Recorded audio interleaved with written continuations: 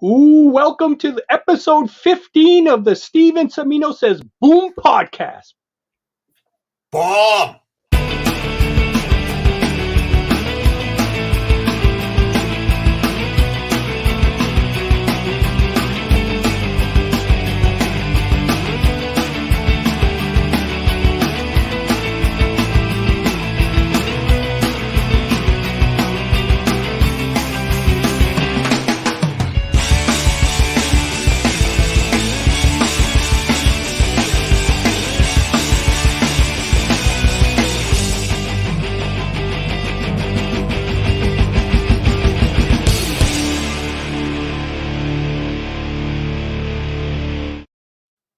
Hello, what's up, everybody? I'm John Cimino, and with my co-host here, I'm Steve. that is Steve. And below us is Otto from the Grotto, Three Men in a Basement. Otto, what do we got to tell people? What's up? We got to tell people, hey, remember, you guys, the channel's growing well. You're getting a lot of comments. We're getting lots of subscribers. But remember, always like, comment, share, subscribe.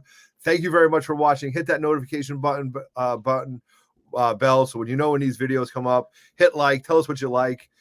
Did you think the assistant editor's episode was a complete debacle when I tried to run the show? But you know what? When you got these two guys on top, the pressure is real. It's like the Marvel bullpen back in the day. The pressure is real for the assistants. So thanks for inviting me back, guys. Yeah, we let you back in. Otto, but this is a different time. Usually I take the lead or Steve takes the lead. Steve, I think both of us are going to take the lead in this episode. I wonder why. Because we're going to talk about, oh my God. Steve, why don't you tell them what we're going to talk about today? All right.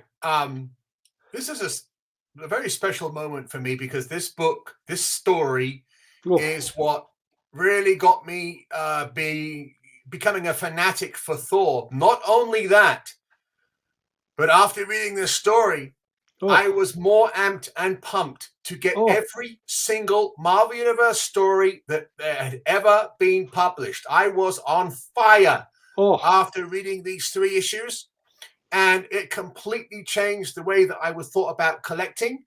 And I'm very similar to John in one way. At this time, this era, the Hulk had switched over to Peter David doing the writing. And I had slipped away from the Hulk, and I needed something to pick up the slack. And along comes this creative team and this specific story in particular.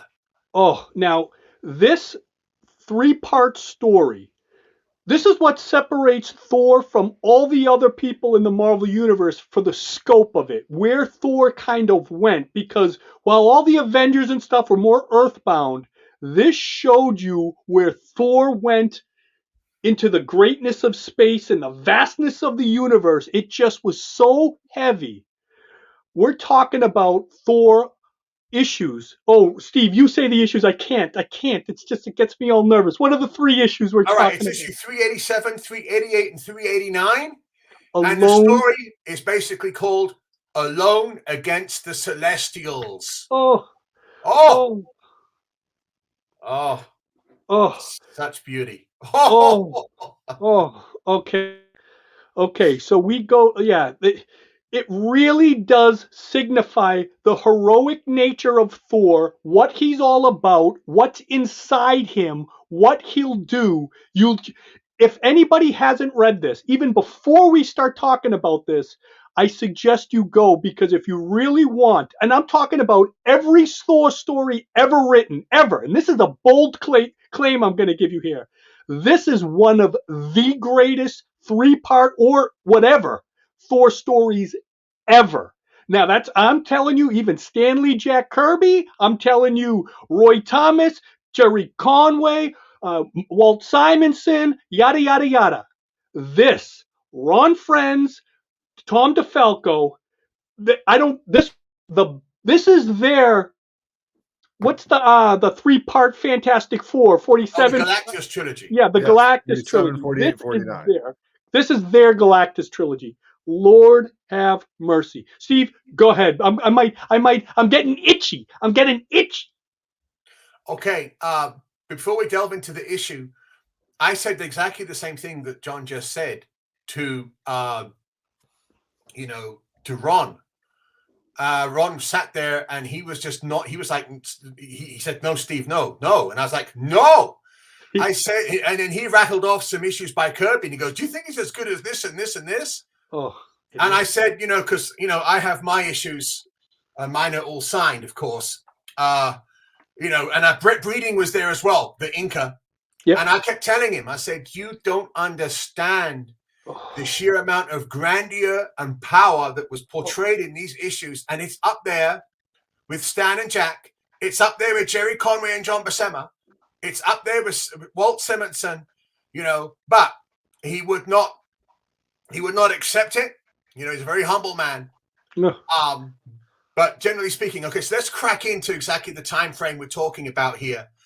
Walt Simonson's run it was just a couple of months finished. Okay, and Walt Simonson's run is considered, quintessential 1980s Thor. The problem with that being is a lot of the Walt Simonson fans left the book, okay, and they were completely unaware of what was going on. They're like, "Okay, Walt's done, I'm gone." Okay, and what Tom DeFalco was going to do was he was like, "Well, I want to see if I can do a cosmic story. I want to see if I can do a huge cosmic epic." And this is straight from the mouth of Ron Frenz. And they would talk all the time during their co-plotting. So Tom DeFalco was like, "Well, I've done Spider-Man. I've been pretty good at that. I wonder if I can do a massive cosmic epic and try and reach the grandeur of Stan and Jack." Okay, obviously, Tom DeFalco is, he's up to his neck in Stan and Jack, okay, as any creator should be. So he basically has a couple of issues. The first issue is a Secret Wars flashback. The second issue was a fill-in by Stan Lee. And then he does a little issue where he's reestablishing the new scenario in Asgard. First thing he does is, Thor is refreshed. He gets a haircut. He's ready to rock and roll. And then, boom, here we go. Issue 387, Thor is out, in space. He's going to land in a completely different planetary system. Okay. Wait, before we go into this, we have a lot of pages that we're going to show you guys, but for time, we didn't do everything. And there's a backstory kind of going on in this. And during this Alone Against the Celestials, we're not going to get into that. We're going to get in just to the core story of what this was. So, Otto, go to the first page, what Steve was just saying. Right here, Judgment Day. This got me right off the bat. Thor floating in space.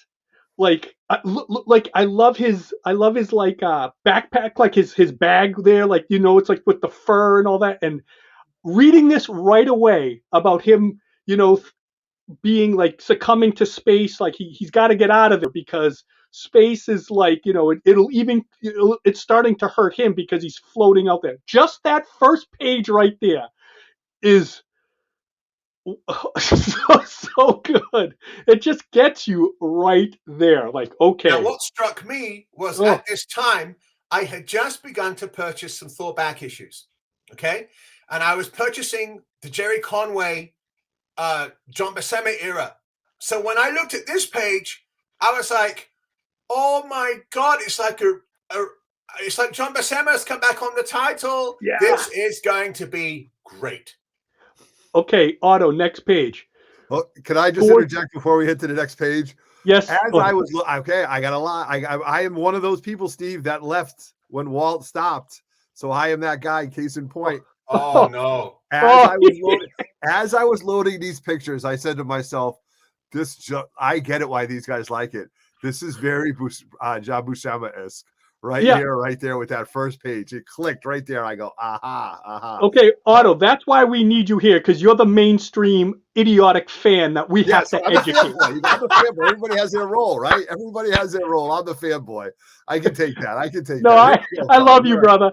But yeah, so look, right here, look at how classic Thor looks. Like, that's what you want him to look like. I don't want him to look any different. That's what I want. And I'm sorry, Walt Simonson, with your sketchy art, it didn't work for me. I want this. He sees the distant planets, worlds Mjolnir. Look at that fourth panel. Oh, you're just like, he's got to go. And he's passing out. Oh, so good. Okay, Otto, next page. explain what's going on here, Steve, because we had to skip a page too.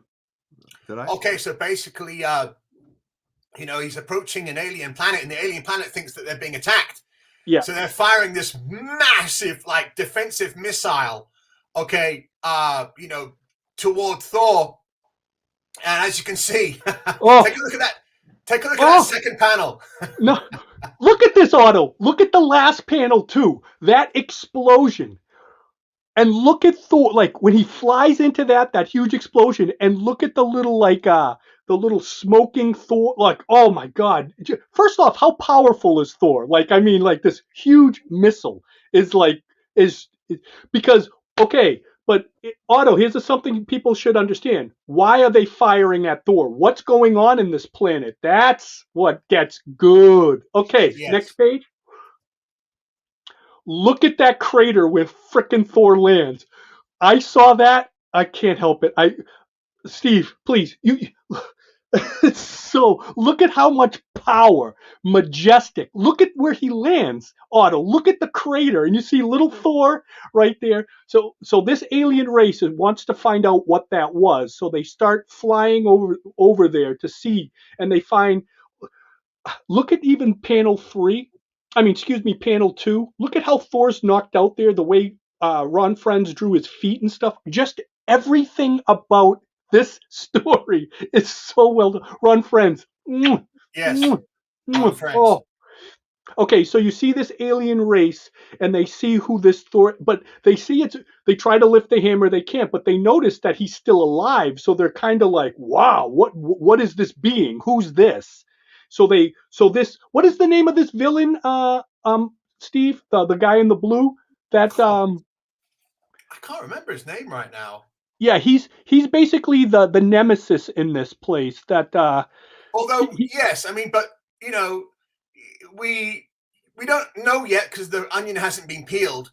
We don't know whether he's a benevolent person, a snidey person, a snake. We know. So yeah, we're getting introduced to these guys. So okay, the next page, Otto. So this is after a while. Thor heals, like Thor, he gets rejuvenated back to life. He comes to. So Thor doesn't know where he is.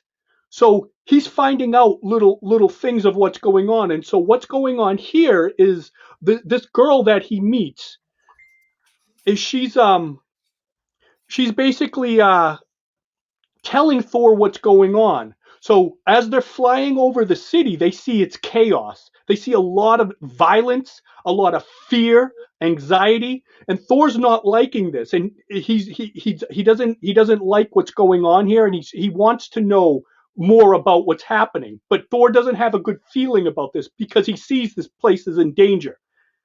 Otto? And this is a testament, of course, to Tom DeFalco. As each page is turning, yes, we're being drawn on in this journey. Okay, so boom, they attacked him at first. They thought he was a villain.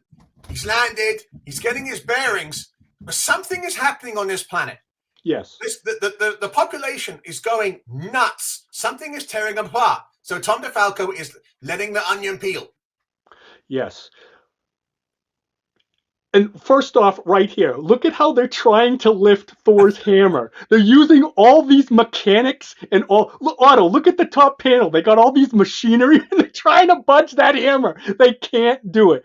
Look at how awesome Thor is. So Thor just walks up there. He grabs the hammer. And you look on the second panel, when Thor grabs the hammer, this guy, he's saying like, whoa, this guy is something different. He's something different, and maybe he can help us on this. So what they want to do is that right now he's going to show Thor, as you see in the third panel, he's befriending him, and he's trying to tell him he's going to show him what's going on. So the next page, wait, before you go, look at that last panel. You see what Thor says? He says, odds blood, because what does he see? Oh. Wait. Before we see this, look at how awesome Thor looks. Right there is one of my favorite Thor drawings ever. Just look at his cape. That's total John Buscema. Yes, Ron Frenz channeled. Oh. And Thor knows who this frickin' guy is. Who is he? Who is he, Steve? Who is he? That's Please. Irisham, the judge. And of course, Thor had an amazing experience with the Celestials thanks to Roy Thomas in the late 1970s. So Thor he was fully aware of the power structure. And what is Arishem doing? What does he have? Well, he's doing his judgment. Okay, basically his thumb is down, which means this planet has been deemed unworthy and will be cleansed. And Thor knows. Awesome. That's an awesome page. Yes. Isn't it? It's fantastic. Okay. Yes. So next page. This is what makes Thor the greatest hero in the Marvel Universe. I'm sorry, Captain America, but this is why I fell in love with him. Thor knows that this planet is going to die. And he sees these people and all this. Oh, I'm almost going to start to cry, Steve. So Thor knows. He just puts it within himself. Now, Steve, this is what I love about Thor. Thor is the self-proclaimed protector of Earth. Why? Because he says so. So all of a sudden, he's passing his own judgment on this planet of what he's going to protect it. I'm the hero here. I'm the only person that can do something, this world. So he just puts it upon himself. I'm going to save this world. It is so magnificent. And inside his bag that he had is what? His armor. But not just his armor, he also puts on the belt of strength because he knows he has to have everything at his disposal. So what you see here is not just Thor, it's Super Thor. Yes. With that belt of strength on, he has the ability to knock out the Hulk with ease. Yeah, well, his doubles his strength. His strength. And then with that armor, that special armor, oh my God. Look at this, Otto. Just like Thor just puts it on himself. He's like, okay, I got to protect this Earth. I have something here. Oh, and he just I'm putting it all on and I'm going. No questions asked. It speaks to the character of Thor, as you say, because Thor still doesn't know the full story. He doesn't know why the Celestials are making this judgment, but to him, it's like, I'm going to side with the common man because I don't believe that you have the authority to wipe out all of these people, and I'm going to stop you. Amen. And on Otto, that last panel, if you look at that guy in the background, he's talking in his head. And what he's saying that, wait a second. He's like, if this guy goes, maybe he can, and he's going to fight the Celestials. He's going to give me an opportunity. What's the opportunity? We'll see. Okay, Otto. Oh, this is so incredible. Thor is basically flying to try to get, oh my God. I love it. Thor's calling to him and flying around, and he knows he's like an insect. He's not even being paid attention to. So what does Thor do? He calls upon, he wants to get his attention, calls upon the heavens, gets this humongous lightning bolt. Doesn't even make Ashim blink. He doesn't even notice it. But just look at the panels. This is classic superhero comic book storytelling. It's just so, look at the perspective of him flying and just Hashim above him, it's just, and he looks so awesome. God. Okay, Otto, next page, I'm sorry. So what does he do? He's not paying attention. I'm gonna friggin' mess this mountain he's on. Destroys the whole mountain. Look at Hashim. Doesn't even need the mountain. They're so above balance and levels or whatever. It's like he's not even. That's just a testament to the power of the Celestials. Steve, say something, please. Look at the second panel. Stop. Yeah. Now, what you're seeing here is Ron Frenz basically channeling, the Kirby Buscema look and managing to bring so much raw power to the panel. When I first read it, when I looked at that panel, and I love that it says there, Pawunk, okay, it is exhibiting an enormous amount of power. And that's what I liked about my artists. I don't like subtle artists, guys that do little paintings, Yeah. I need you to showcase me raw, unadulterated power. And Thor, with his hammer, exemplifies that to 1,000-fold, okay? People who are reading Thor don't want him to sit up beside him and start reading poetry. They want him to start smacking away. Okay, so yeah, one, we're being showcased the sheer unadulterated power of Thor, and then in the last panel, we're being showcased. That doesn't seem to be good enough, does it? And look at how surprised Thor is when you can see when in that little Thor, you see the little surprise bubble. And just so you know, the first panel in this that's a panel swipe. That's the John Buscema taken right from Silver Surfer #4. Right before he throws the hammer at the Silver Surfer. Okay, Otto, next page. Now this is unbelievable. And they're watching Thor what he's doing. Now, oh yeah, look at Steve knows what's going on here. Look at Thor, Otto. He has the hammer down and he's slowly charging the energies in it. He's slowly powering it up. You can just hear the sounds. It's just Thor in all his glory. I love it. And he's just saying, I got to slowly do this. I got to slowly do this. And remember, they're watching Thor do this. So he lifts up this hammer and he has to let this energy go. Right, Steve? Like he's got to, if you see him, he's like, as John notes, this is also a homage to very early issues where Thor did the same thing on Ego, the Living Planet. Right, especially that level. Steve, I don't mean to interrupt, but panel 4, right? Panel 4 looks like it's been swiped many times. You know what I mean? Like that's a classic pose. Yeah. Right there. Now the thing is that obviously Tom DeFalco, who had read 5,000 issues of Thor, okay, knew that Thor had this power and abilities because he had read, he saw the adventure of Thor on Ego in the 130s, and this is exactly how you do it. Steve, please, I have to ask you, can you open your comic right now and read those last 4 panels when Thor, just listen to the dialogue here. It is so incredible. I want Steve to read it because I can't. It's gonna be too much for me to take. Just read the last panel? No, the 4 of them. The 4 starting with the meanwhile. Oh, okay. So starting with panel 3. Slowly, ever so slowly, I must continue to rotate my enchanted hammer.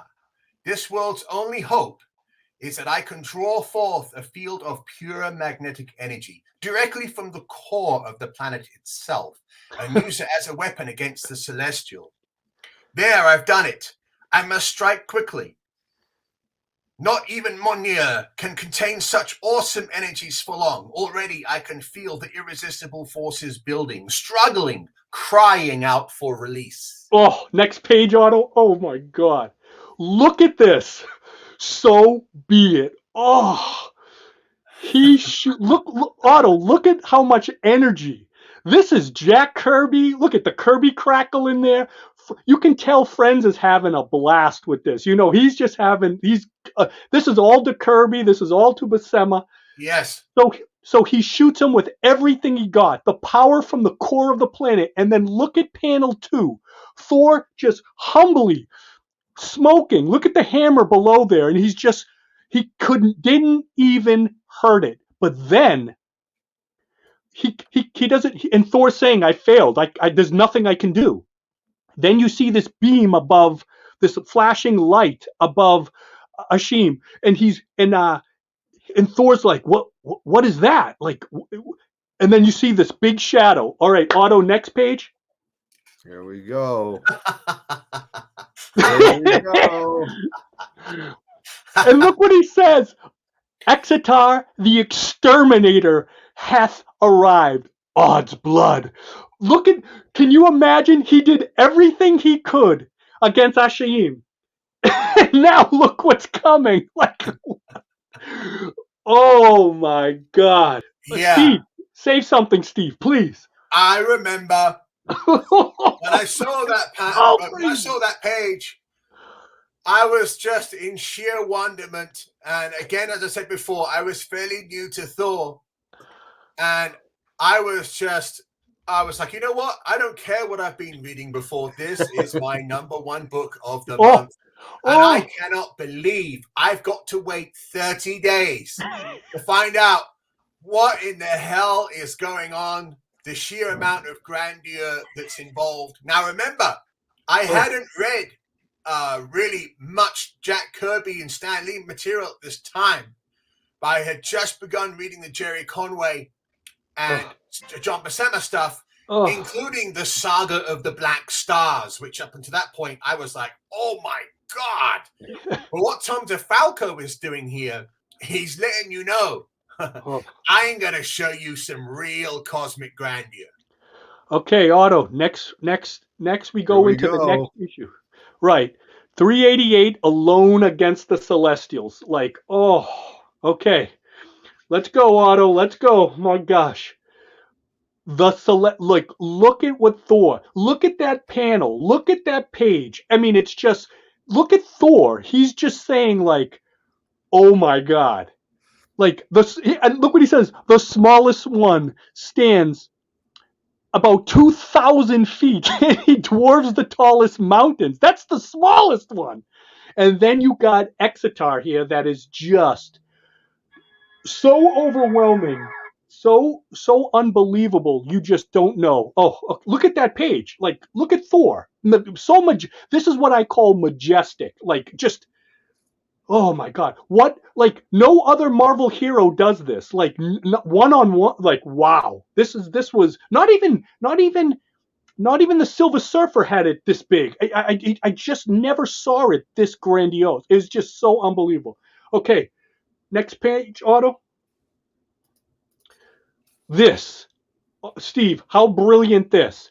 This shows you the sheer size of this thing. You see Thor whirl his hammer, flying up. Look at the clouds. Look at how far Thor is flying up. Like, it just shows you just how ginormous. This is like a planet. Like, that this is the thing that destroys the planet. When Harshim gives him the thumbs down, this is the guy they send in to just annihilate the planet. Look at Thor. But look at how awesome he looks. Look, oh, it's so freaking awesome. Like, oh, okay, Autumn. Oh, Steve, you know, he goes all the way to the head. Now, this shows you how powerful Thor is right now. If you remember, he's got the belt of strength on. He lands on this guy's head, whirls it around, says his thing. Look at and then Kawaka. Boom. Okay, next page, Otto. Look at look at this. Steve, say something. Say something, please. Yeah, Look at at this time, I was suddenly realizing about the true power of things. Because like John, I've been a Hulk fan for many years. And when Hulk would do his two-hand pounding into the ground, he could unleash some power. But when I saw this, I was like, oh my word. And I thought immediately, maybe Thor was always holding back in the Avengers, because basically you don't need any other Avengers if you've got Thor doing this. But yeah, definitely for a newbie like me, that was learning about Thor, I was suddenly realizing that Thor is probably the man. And this has got to be, though he's got the belt of strength on, one of the greatest power feats ever. He broke the head. He made a crack into Exitar, the most powerful Celestial in existence. Basically, the big boy, who they call in. And he cracks open his head. That's how hard freaking Thor threw that. So where's he going? He's going in, because Thor knows I can't fight them directly. I gotta get there's gotta be some other way. So he goes in. Look at Thor.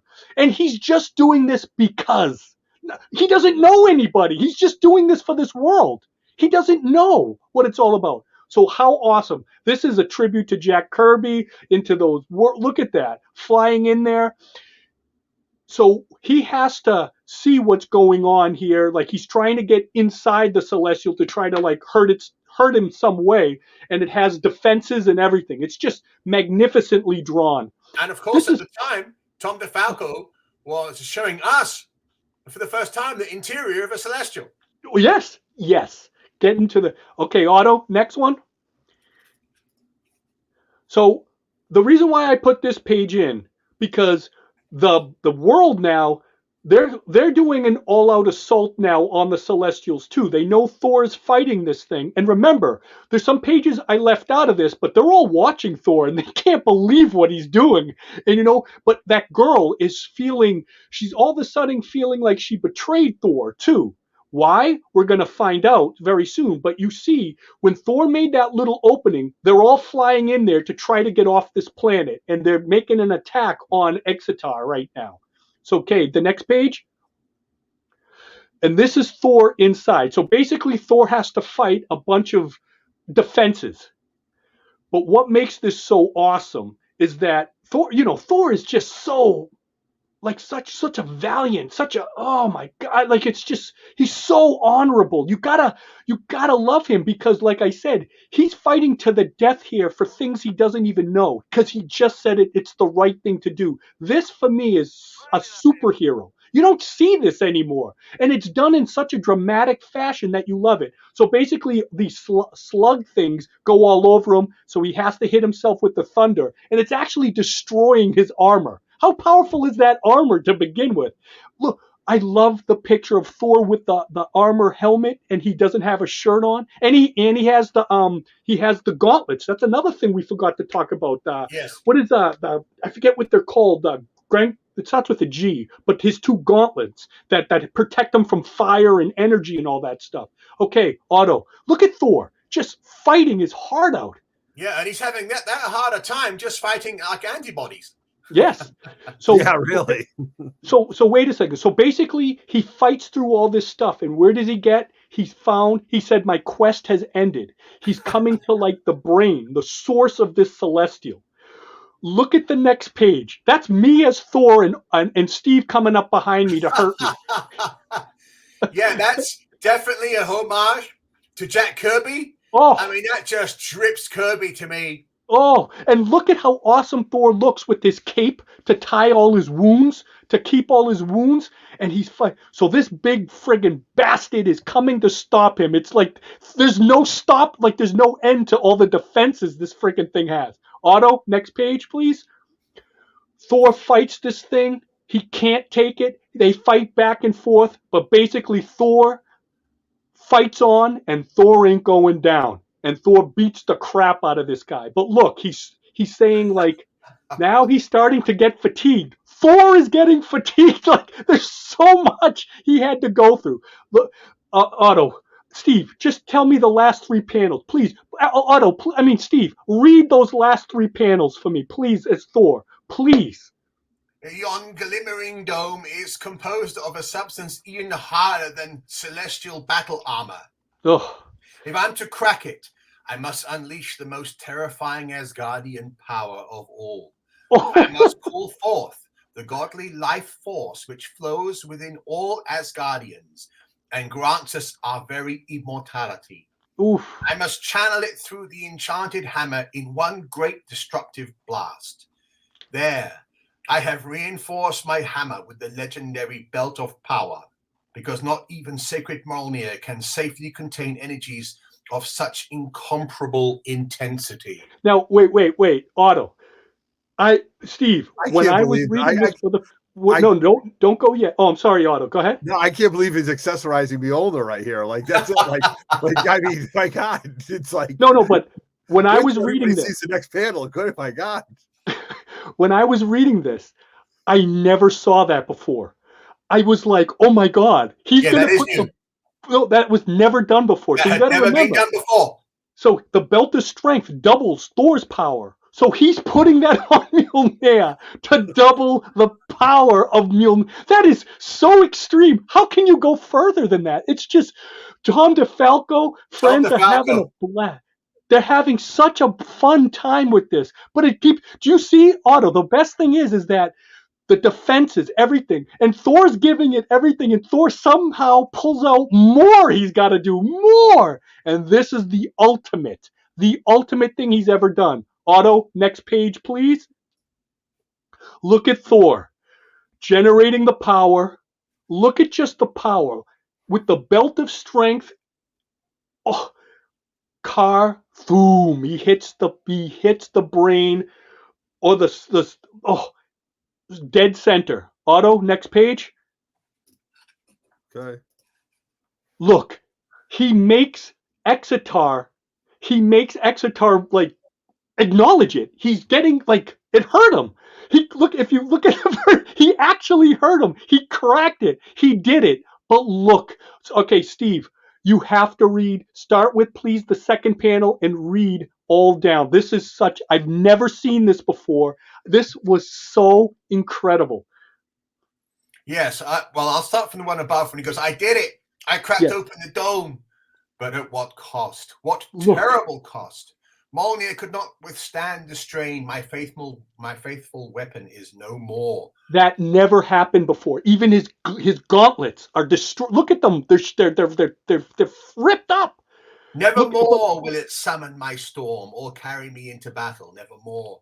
I must gather every loose fragment, every shard. It was a gift from my beloved father, a sacred relic, entrusted to my care.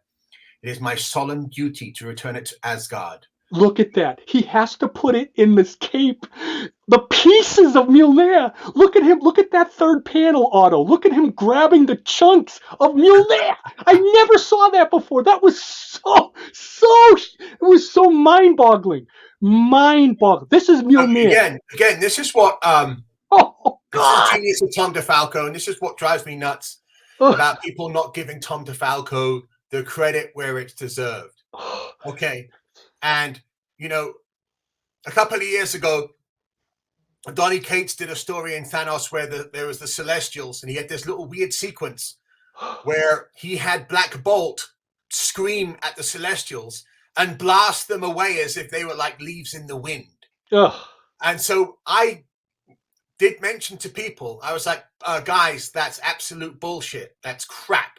I said, you have to take a look at Alone Against the Celestials to see just how powerful the Celestials are, because even Thor, with his doubled strength, could only make Exitar realize he was there.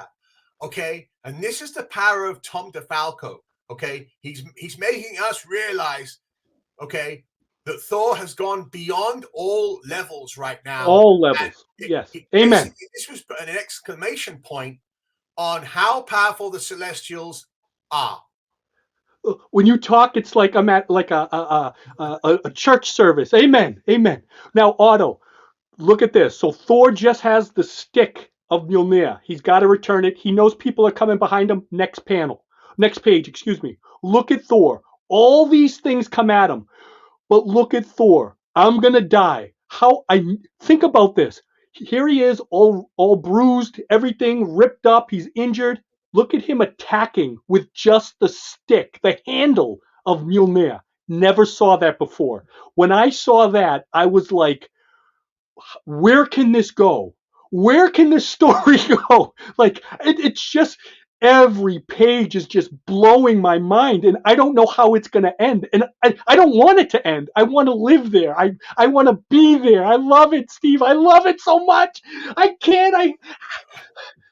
But one thing that we haven't mentioned yet, which is also astounding, okay, is take a look at the coloring of this issue. Look how dynamic and brilliant the coloring is.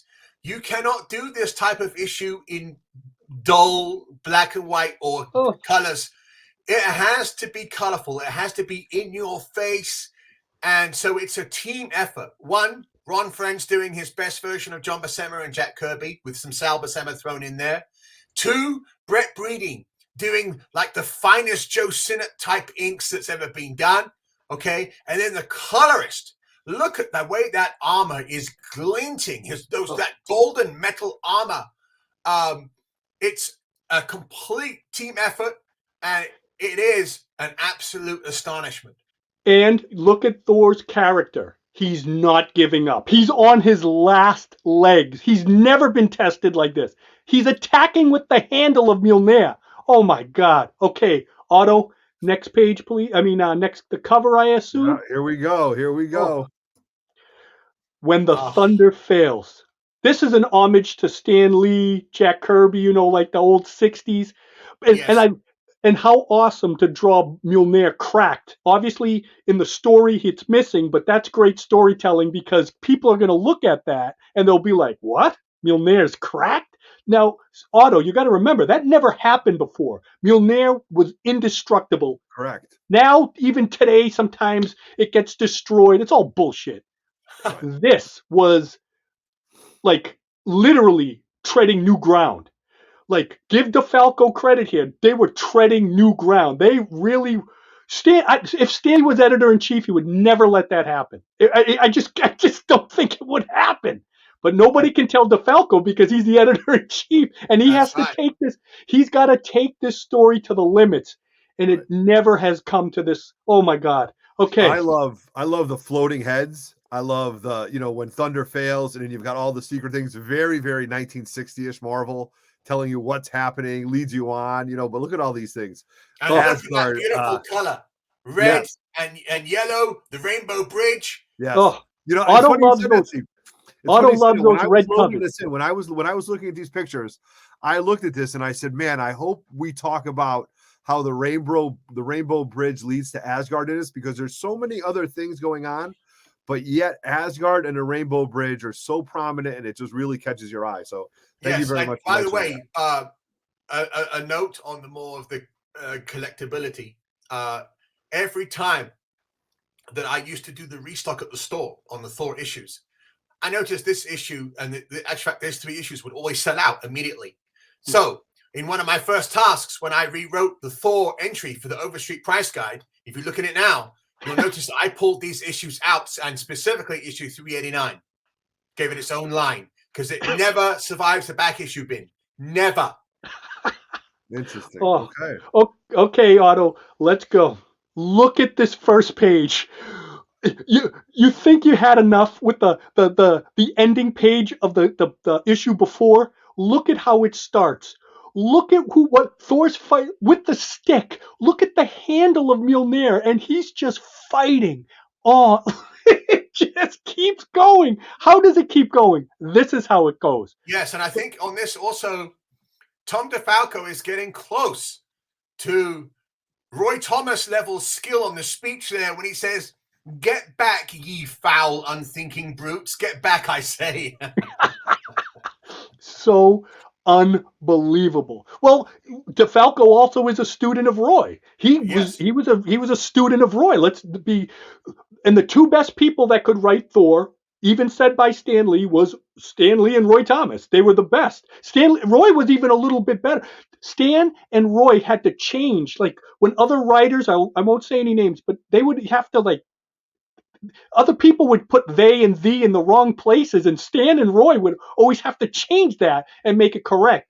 But as you said, Tom DeFalco, a student, same with Frenz, a student of the Silver and Bronze Age. Look at that. Okay, look at what Thor's fighting. Okay, next page.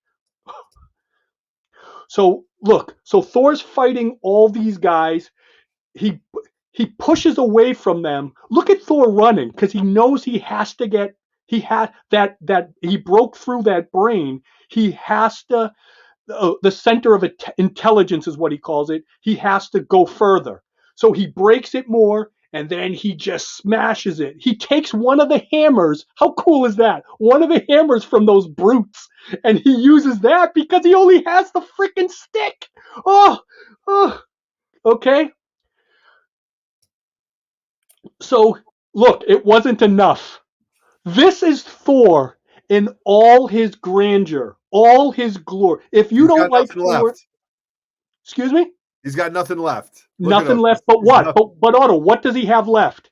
His might. I don't know. Yeah, he has his intestinal fortitude. Oh, that's right. Himself. Yes, that's all he has left.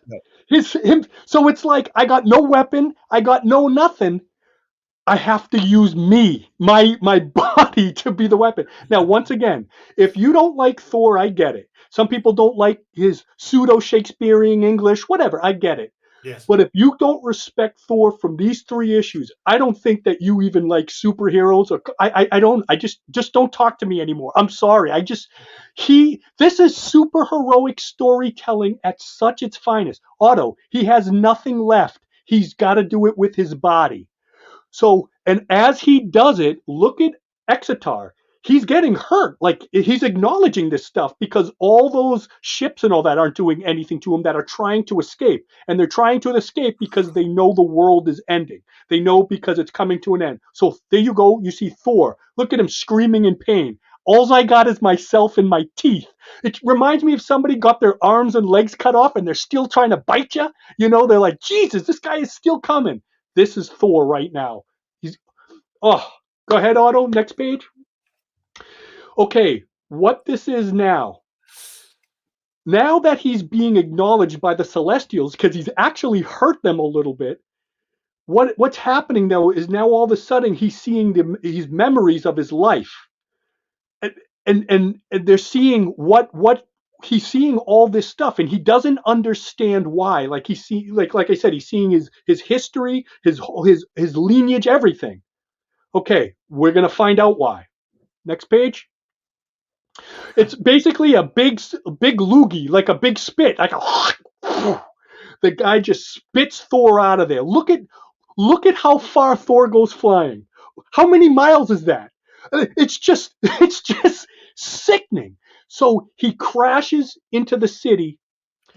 The girl there who from before saw Thor, and she knows that it's him. She's like, because he's been missing all this time. She goes, "Oh my God, that's Thor." And she's with all these kids and all that. The city's in chaos. Everything's going. All right, Otto, next page. Okay, what makes this so awesome is that this girl now, she's telling him what's going on.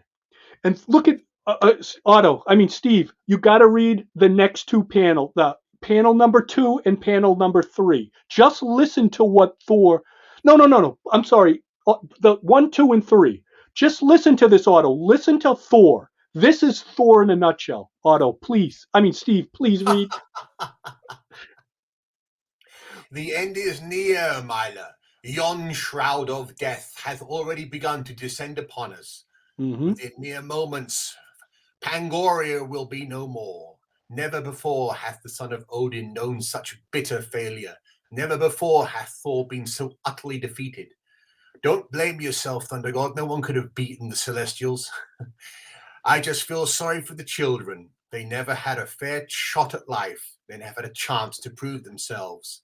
They're being judged and punished because others were unworthy. It isn't fair, and isn't there anything we can do for them? Aye, we can shield them with our own bodies and continue to comfort them while life remains. How awesome is that? He knows he's gonna die. And he's still protecting the children and those people with. Okay, that's all we can do is I can just try to protect you and shield you as best I can. I know I'm dying and you guys are dying, but look at that. And I'm still going to do it. And let's just say prior to this, that guy that was in the ship and all that, he was basically using Thor. We find out that he was using Thor as a distraction so he could escape. Yes. And what happened to him? He gets disintegrated. So he got what was coming to him. So he thought he manipulated Thor to do all this stuff so he could escape with his riches and all that. Just the greed of man, right? The greed of man. But Thor, look at that. In his last moments, he's going to protect the children, the lady and the children. Otto, next page. This is why this is so awesome. This is where we find out what the Celestials were doing to him when all his memories were coming. What they were doing is they were studying him. And then they came and talked to him. So basically this is just a manifestation of that's the Celestials talking to him now, and they're as Thor, but they know what he's all about now. But they wanted him to understand what they were actually doing. Steve, why don't you talk about what this all means, what they were doing here, what they were trying. They started telling Thor what they needed to do, what they were doing for this planet. Do you remember? Yeah, basically what they were going to do is they weren't going to wipe out all Earth. They were basically going to give it a second chance. Yes. And what they were explaining was, Thor, you just came in here with your hammer, just smashing away with no idea what you're doing. Because, the basic premise being, you're an insect. You're like bacteria. You don't know the full story. So why don't you never get involved in our business again? And I always love that thing where he's still saying there, how dare you? And then the Replicoid basically says, be silent and hear me out. Yes. Thor's still a little impulsive. My God, DeFalco. Oh my God, it was. We have to give praise to DeFalco. Every panel we have to give praise to DeFalco, and I'm hoping and praying that at some point on this podcast we can get DeFalco on here so that we can give him this praise to his face. I'll try to take care of it. So basically, Thor kind of realizes now what he's done, and the Celestials have told him. So next page. They restore him, they revive him, they heal him, they give him all his clothes back, and look, it's so beautiful. Look at the stick, and then in his the crumpled up Mjolnir in pieces, and the beautiful little cape. That's the piece of the cape. And what do they look at how Thor is? Like, they gave that back to him. Oh my God. It was just so wonderful. Like, what a return. Like, it was such a beautiful ending to a story. Like, okay, Thor saw that, he saw what they were doing. He was wrong, but all the bad people kind of got eliminated, and now they were going to restart life. And then Thor all healed. And then Otto, the last page there, the next page. Oh no. They basically tell him, the children, look at that beautiful. And so what do? They shoot at Thor. They get him the hell out of there. So Thor, they send him back to Earth. Thor is so happy to be back to Earth. He's happy to be Mjolnir. He's healed. And then the last page here, Otto, one more. Oh, this is good. This is all right. Fanboy time. Fanboy time. To do this, I logged in 30 pictures that John sent me. So it goes from Facebook Messenger that I see to the iPad to this. So I look at all of these in detail. And when I got to the last one, I go, this is the cherry on the cake, right? It is. This is the last shake of the martini. This is the last bite of that prime rib. This is it. This is just greatness. And I'd love to find this in a pinup or see it as original artwork. I ogle over this all day. So, wow. Look at that. It's just such a great ending to a saga, which you could tell what DeFalco was doing. Obviously, there's a backstory that's going on in this, but this book ends the three issues. And if you ever got the first trade that they made of this, they made it in like the 80s. Do you remember? Do you have that one, Steve? Yes, in fact, I do. It's been way out of print for a long time. Wow. Steve, I had about maybe 20 copies of that. I got that that's how much I loved it. But just really quick, what made that trade right there so awesome is they didn't put any of the backstory in there. It was just the story of the Celestials that we showed on this episode. So there was a great backstory going on too, but I just wanted that story, and that's what that trade did. And that's beautiful. Also validation for Tom DeFalco, because that means that the higher ups at Marvel were so happy with that story, and sales was so good that they put it in a special little trade. That's an abnormal sized little trade, and you can imagine Tom DeFalco hearing, like, hey guy, we love your story so much, we're going to put it in a trade and get it out there again, which means, Tom knew right there and then, and again, if we ever get a chance to speak to him, I'm sure he will validate this for us, that he was going to be on Thor for as long as he wanted. Yeah. And Steve and Otto, you should know, getting trades like that was not common. That was very uncommon back then. Yeah, when you got a trade. Yeah, it was today they put out everything. People don't understand. That was so rare at that time. When you got a trade of something, like it had to have sold, or it had to have been, but it was very uncommon. And when I saw that trade, that's why it's out of print, because I was so happy with that. And like I said, I had about 20, maybe 25 copies of that. Steve, I probably had 25 issues too of each issue. I would just always buy it. Steve, Otto, I'm not kidding. I had it at the toilet. I had it like in my room, in my daughter's room. Like, it just was everywhere. I just needed that all over the place. Like I would just wake up. It's in between my mattress. I'll just have to look at one. Okay, Otto, go ahead. We've been talking. Give us your take on this. I just really interesting to hear. Really, a lot of respect for Tom DeFalco and the way they put these 3 stories together, and great to see your guys' level of excitement in this, talking about this from somebody who quit. Now I feel bad that I quit on this. So, talk about shaming the fanboy here, you guys. So I'm going to go, Steve, I'm going to check a couple LCSs and see if these numbers are there. So I'm going to definitely go back and research that, because that's what I enjoy doing after we talked about these books. So seeing if they're at the LCSs and picking up raw dog style, as I like to. But man, great to hear these 3 stories from you guys, man. This has just been a lot of fun. Thanks for letting the fanboy hang around. And it is a shame that the DeFalco run gets such a it's kind of forgotten, because of it becomes after the Walter Simonson stuff, and then a lot of people just stopped. I mean, and then Thor never really. It's always the Stan Lee stuff and the Simonson stuff, and that's such a shame. But that I hope today we get more people to go back and check out that whole series. I mean, like DeFalco did such a great job, but that was the pinnacle of what I think it's the greatest he's ever done. And same with Ron Frenz. It's their Galactus saga. It's just was so unbelievable. And I'll tell you this, I'm going to get something thrown at me, a Kirby crackle thrown at me. I think it's better than the Galactus thing, because I'll tell you why. I got into it at a very vulnerable time, and I was very pure. I was very innocent. I was still a virgin. But when I got into that and I started reading that, it has always stuck with me. And I made this book. I made this paper-bound book. I actually sold it years ago, and I had the best of Marvel.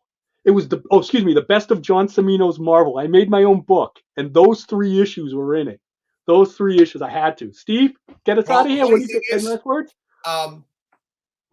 As time has passed, I've discovered more and more people, specifically, Ron Frenz has his own page on Facebook. And so I get to hear other people waxing poetic about this material. I always thought that I was on my own, because when I went to the comic shop and I would get my issue, the guy, that was selling me the stuff would always give me the look of like, oh, well, yeah, here's your Thor. Oh, yeah, God's sakes, man. There's so much good stuff out there and you're reading Thor.